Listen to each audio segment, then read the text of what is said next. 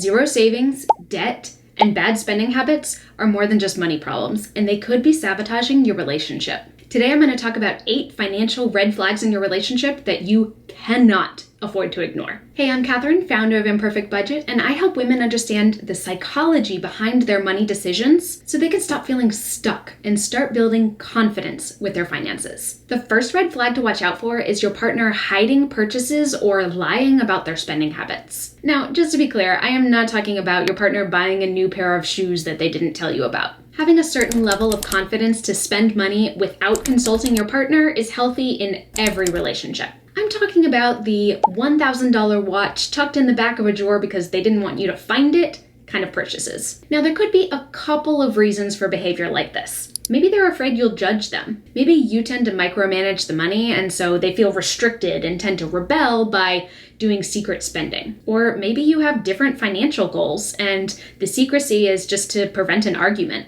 Whatever the reason is, you need to be able to openly communicate with your partner about this. Ask your partner why they feel the need to hide their purchases and try to actually listen before getting defensive. If you have different financial goals, can you compromise? In a healthy partnership, both partners may have different spending habits, but they should be able to share those purchases with their partner with no secrecy. On a similar note, a red flag in your relationship is a partner hiding debt or lying about the amount of debt that they have. Now, be cautious here because debt is an incredibly complex issue. On the one hand, it's very common. Millions of people have debt. But on the other hand, we're taught to feel shame or embarrassment about our debt as if it's some sort of personal character flaw. So be kind in your approach with your partner about their debt. Let them know that you are not here to judge them or shame them for having debt. But if you are in a healthy long-term partnership,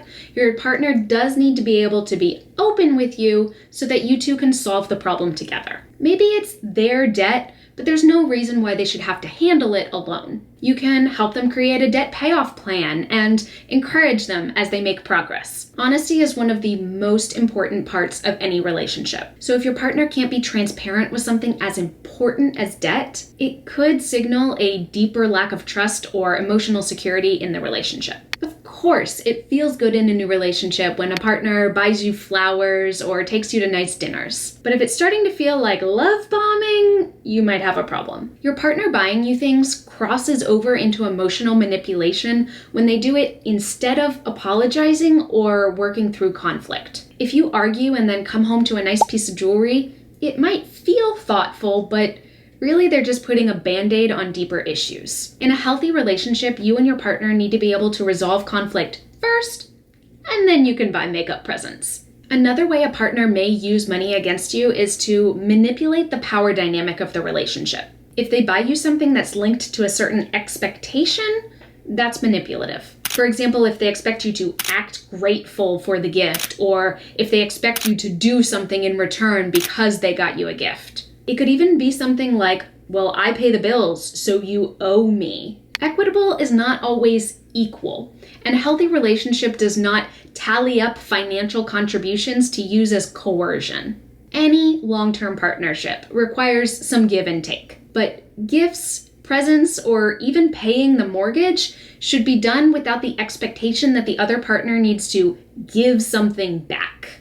The next financial red flag to look out for is that your partner doesn't save or invest, or at least make an effort to. Learning to save money is a really important skill for financial stability, and investing is the only way to build long-term sustainable wealth. If your partner doesn't do either of these things, or at least make an effort to, that can be a serious red flag.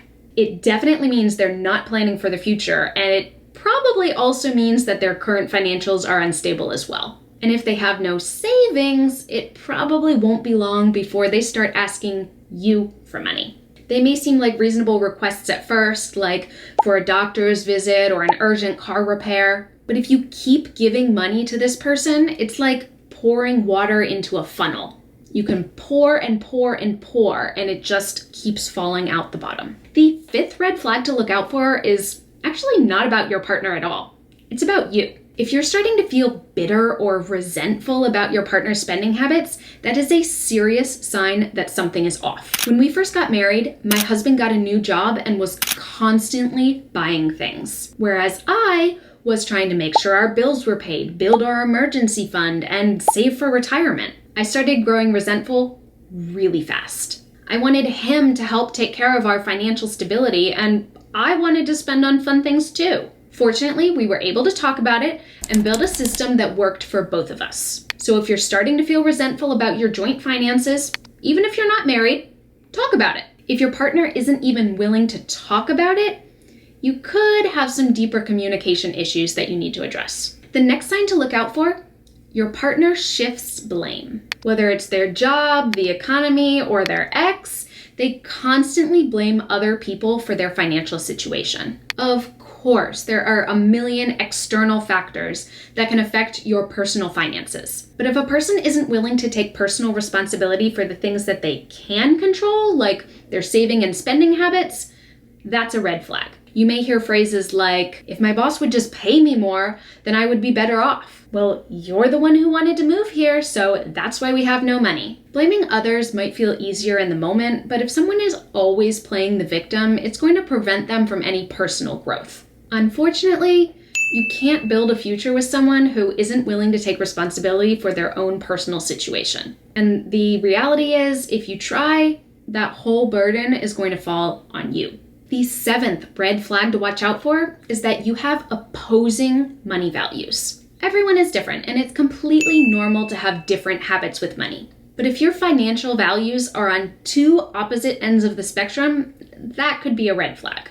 Maybe you're working really hard to pay off your debt, and your partner doesn't even care that they have any. Maybe you're working towards financial independence, but your partner doesn't save money.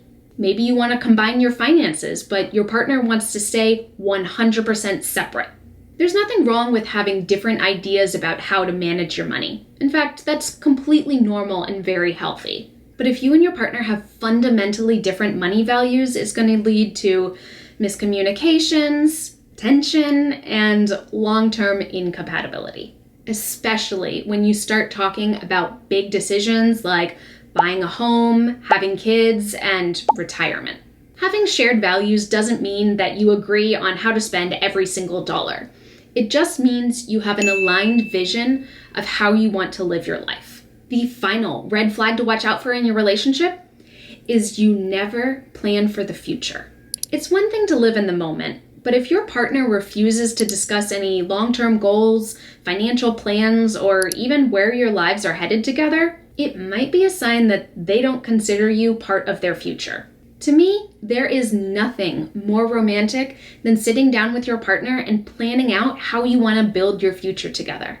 And money is an important part of that conversation. You need to be able to have real discussions with specific details and an actual financial plan, not just someday talk. When you and your partner can discuss your shared dreams and how you can use your money to make that a reality, that is when you have a real future together.